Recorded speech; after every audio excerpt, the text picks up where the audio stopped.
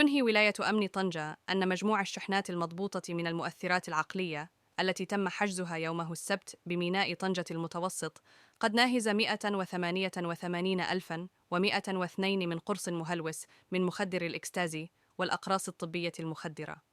وكانت إجراءات المراقبة الحدودية التي باشرتها مصالح الشرطة باستخدام الكلاب المدربة للشرطة قد ضبطت في البداية 155,703 قرص مهلوس من مخدر الإكستازي داخل تجاويف هيكل شاحنة كانت قادمة من إحدى الدول الأوروبية.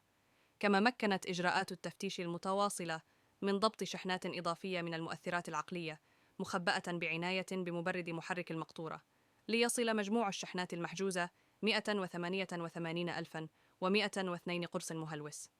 يذكر أن عمليات البحث في هذه القضية مكنت من توقيف سائق الشاحنة ومرافقه، وهما مواطنان مغربيان يبلغان من العمر 41 و42 سنة، وهما يخضعان حالياً لإجراءات البحث القضائي الذي أمرت به النيابة العامة المختصة، وذلك للكشف عن جميع الامتدادات الوطنية والدولية لهذه العملية الإجرامية.